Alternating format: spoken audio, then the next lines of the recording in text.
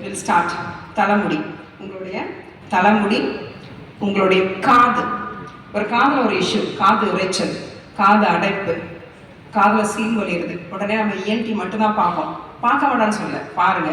அது சரியே ஆகலையா, அடுத்த ஒரு செகண்ட் ஒப்பீனியன் ஒன்று நாங்கள் நேச்சுரோபதி டாக்டர்ஸ் இருப்போம். எங்கள்கிட்ட வாங்க, வீட்டில் உங்களோட நாடியை பிடிச்சி பார்ப்போம், பல்ஸ் பார்ப்போம், உங்கள் கிட்னியோடைய ஃபங்க்ஷன் எப்படி இருக்குன்னு சொல்லுவோம். இந்த நாடி பிடிக்கிற விஷயம் சும்மா வாத்தா பித்தா கஃபா பார்க்கறது மட்டும் இல்லைங்க.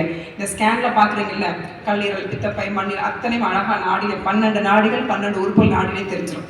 12 உறுப்புகளையும் இந்த ஆக்சிஜன், உயிர், பிராணவாயு 2 மணி நேரம் போய் வேலை செய்யும். 12 × 2 24 மணி நேரம். இதைத்தான் நான் லைஃப் ஸ்டைல்னு சொல்ல. 24 மணி நேரமும் இந்த ஆக்சிஜனோட, இந்த உயிரோட நம்ம ஒத்து போகும், இந்த உடலானது ஒத்து போகும்போது ஆரோக்கியம். அதன்படி 5 to 7 மணிக்கு கிட்னிக்கான டைம். அப்போ அதுக்குள்ளே உணவு கொடுக்குறீங்க. ஊர்லலாம் பாருங்கள், இந்த குடலேத்தம் ஒரு விஷயம் இருக்கும். குடலேத்தம் சொல்லுவாங்க. இதெல்லாம் இன்றைக்கி இருக்க காலகட்டம் உங்கள் பொண்ணுங்களுக்கெல்லாம் சொல்லி பாருங்கள், பயந்து அப்படியே உருகிடுவாங்க. பட் நம்ம ஊரில் பாட்டிலாம் இருப்பாங்க, என்ன பண்ணுவாங்க, 2 விஷயம். ஒரு தண்ணி எடுத்து கெண்டைக்கால் பக்கம், கையிலலாம் தண்ணி வச்சு சும்மா தட்டி விடுவாங்க.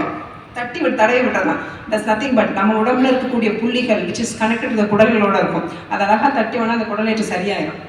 ஆனால் இது என்ன பண்ணுறான், this is Chinese medicine, this has come from all the way from China.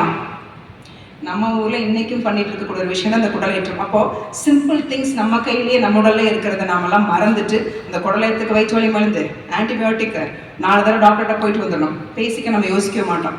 இந்த குழந்தைங்களுக்கு விழுந்துடும், பாலை குடிக்காது கை குழந்தை.